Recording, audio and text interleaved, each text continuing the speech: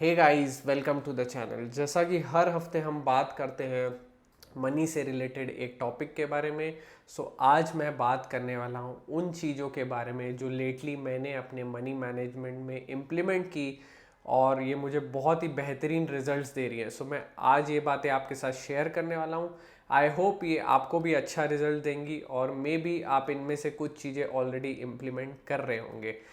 अगर आपने इस चैनल को सब्सक्राइब नहीं किया है तो यहाँ सब्सक्राइब बटन को दबाएं और साथ में बेल आइकन को दबाएं ताकि ऐसे ही ब्यूटीफुल वीडियोस मैं आपके लिए लाते रहूं और उनका नोटिफिकेशन आपको मिलते रहे। तो चलिए शुरू करते हैं। सबसे पहले पॉइंट के बारे में जो मैं बात करने वाला हूँ, 1 अप्रैल 2020 से मैंने अपनी पर्सनल अकाउंटिंग शुरू की और मैं आपको बता नहीं सकता कि इसका कितना फ़ायदा मुझे मिला। सबसे ज़्यादा बेनिफिट इस चीज़ का मुझे ये हुआ कि मुझे डिटेल्ड इन्फॉर्मेशन मिलने लगी कि मैं किस जगह पे अपने पैसे खर्च कर रहा हूँ और जहाँ पे मुझे लगा कि ये वेस्ट है मैं कंट्रोल कर सकता हूँ। I took immediate action on that. Second benefit इस चीज़ का ये होगा कि मुझे अब याद नहीं रखना पड़ता कि मुझे कहाँ से पैसे लेने हैं, कहाँ से पैसे देने हैं।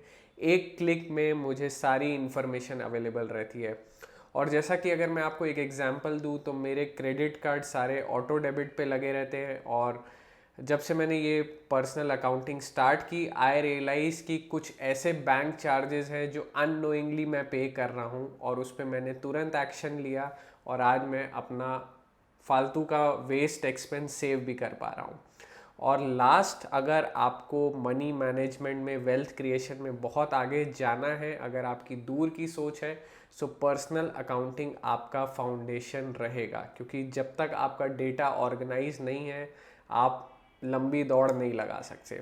अगर आपके गोल्स बड़े हैं this is the first step you should take immediately. Second point की मैं बात करूंगा वो है फिक्स डेट ऑफ इन्वेस्टिंग। ये मैं काफ़ी टाइम से करते आ रहा हूँ और इसका सबसे बड़ा बेनिफिट मुझे ये हुआ है कि मैं अपने इन्वेस्टमेंट्स में बहुत ज़्यादा डिसिप्लिन रहता हूँ। मुझे हर महीने याद नहीं रखना पड़ता this is my fix date of investment और उस दिन मेरी सारी इन्वेस्टमेंट्स हो जाती है। और जहाँ मेरी एस आई पीज़ है जो मंथली ऑटो डिडक्ट होती है वहाँ तो मुझे बिल्कुल ध्यान नहीं देना पड़ता क्योंकि वो ऑटोमेटिक मेरे बैंक से डेबिट होते जाती है।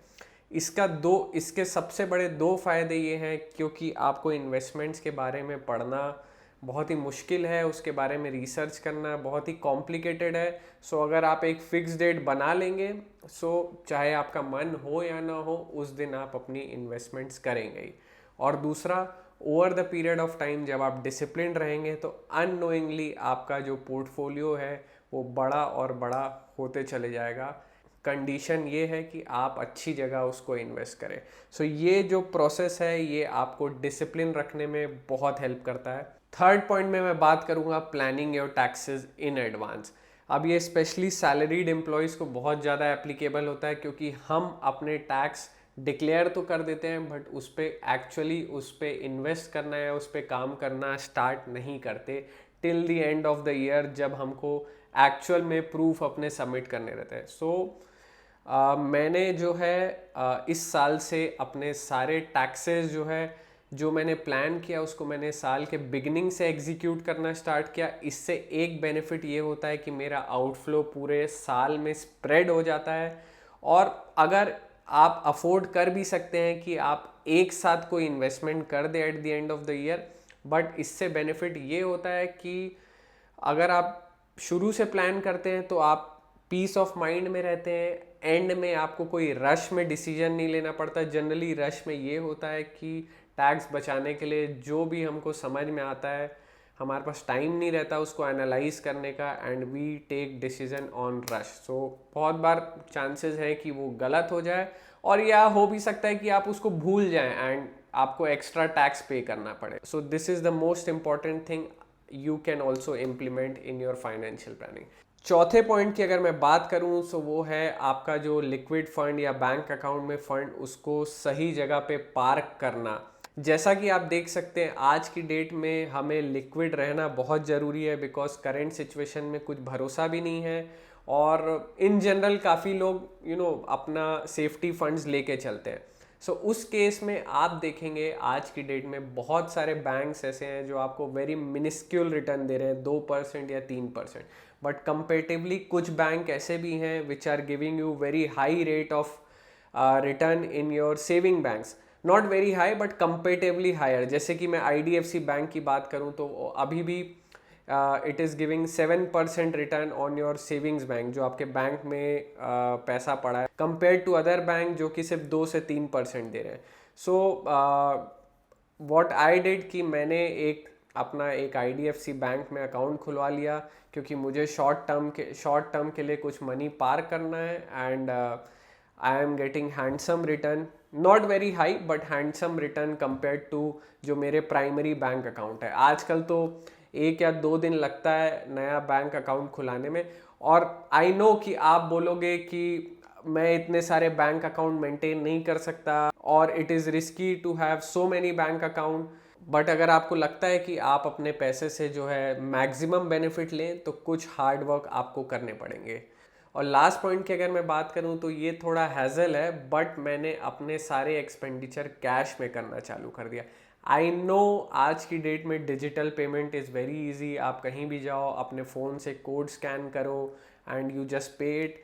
So yes, it is very easy. मैं भी बहुत जगह करता हूँ जहाँ फिजिबल नहीं होता है, बट जनरली मैंने अपने एक्सपेंस कैश में स्टार्ट कर दिए, ATM से विड्रॉ करके। उससे बेनिफिट मुझे ये होता है कि जब कैश में पैसा जाता है तो आपको एक्चुअल वो फील होता है पैसा जाता हुआ। और बहुत बार ये होता है कि अगर कुछ वेस्ट एक्सपेंडिचर है तो you may not and up doing that.